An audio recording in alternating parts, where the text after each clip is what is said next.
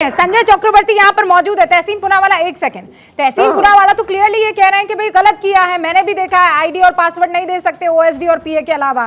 संजय साहब, ममता दीदी तो खादी की साड़ी पहनती है, कॉटन की, मुझे पता है, और वो बाटा के चप्पल पहनती हैं। हाँ, मैंने उनके हाथ में कभी बैग ही नहीं देखा। मोबाइल जरूर देखा है पर बैग ही नहीं देखा। और अब जो उनके सांसद के ऊपर इतने बड़े बड़े आरोप लग रहे हैं, ममता जी को कुछ तो कहना चाहिए ना, कि नहीं कहेंगी?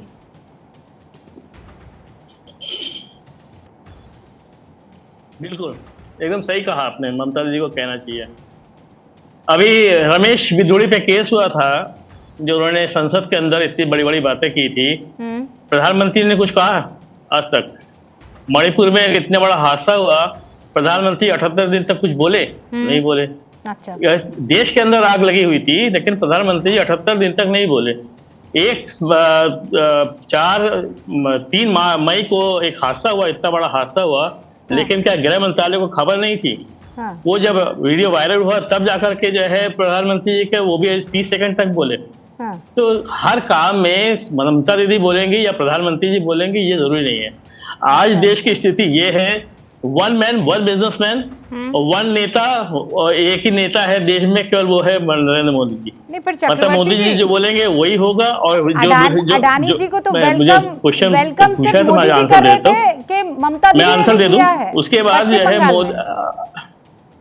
मैं आता हूँ, उसमें आ रहा हूँ। आप, मैं इसे नंबर सब चीजें नोट कर रहा था। हाँ।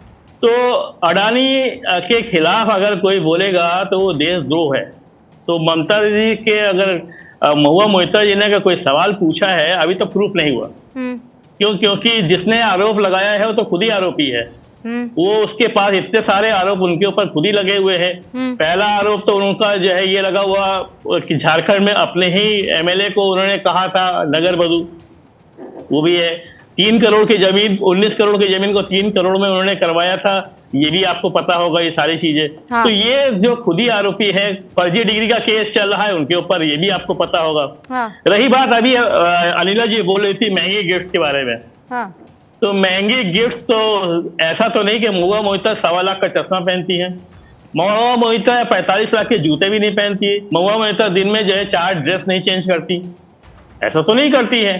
तो अगर सांसद है, अगर उनके पास अपनी प्रॉपर्टी है, कहीं ना कहीं से वो उनके पास आता है, तो अभी पहले तो प्रूफ होने दीजिए। तो कहीं ना कहीं से उनके पास आता है, वही तो हमको जानना है। वो कहीं ना कहीं से उनके पास कैसे आता है? क्या बिजनेस, क्या हम बिजनेस नहीं, मैडम आप बिजनेस नहीं कर सकती क्या? अरे तो उन्होंने फिर बताया क्यों नहीं है कि वो इस तरीके का बिजनेस कर रही है? हम लोग वो जब उनका नंबर आएगा वो बताएंगी। नंबर आएगा, कब आएगा नंबर? जब पूछे जाएंगे तो अवधेश जी, जब उनका संजय चक्रवर्ती जी ना बढ़िया पॉइंट्स लिखे हैं। वो ये कह रहे हैं कि 45 लाख का तो चश्मा नहीं पहनती ना महुआ मोहित्रा, वो तो गरीब सा एक छोटा सा लुई विटॉन ले लिया। आप लोगों को जबरदस्ती परेशानी हो गई है। देखिए, तृणमूल कांग्रेस जैसी एक आक्रामक पार्टी रुर्का जी अगर महुआ मोहित्रा पर खामोश है तो उसका कोई संदेश है कि नहीं है? भले दूसरे लोग समर्थक आ रहे हैं। ममता बनर्जी के नेतृत्व में तृणमूल कांग्रेस ने अपने को इस रूप में प्रोजेक्ट किया था कि नरेंद्र मोदी, आरएसएस और बीजेपी के पैरेलल भारत में कोई लीडर अगर लड़ रहा है इनसे, इनके फासिज्म से, तो वो ममता बनर्जी और वो है। वो पार्टी जो महुआ मोहित्रा पर कुछ स्पष्ट बोलने से बच रही है, इसका कुछ अर्थ है। देखिए, ये जो कुछ संजय चक्रवर्ती जी कह रहे हैं, अगर उसमें हम फंसेंगे तो शायद जो इस डिबेट का जो मूल उद्देश्य है शायद वहां तक नहीं पहुंचेंगे।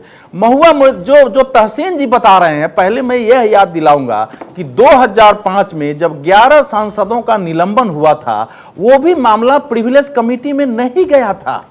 वो सामान्य एक कमेटी बनी थी, तो आचार समिति अस्थायी हो गई है। उस समय एक नॉर्मल कमेटी बनाई गई थी और उसने रिपोर्ट दिया, और 11 दिन में, मैं याद दिला रहा हूं, केवल 11 दिन में 11 सांसदों को बर्खास्त कर दिया गया था।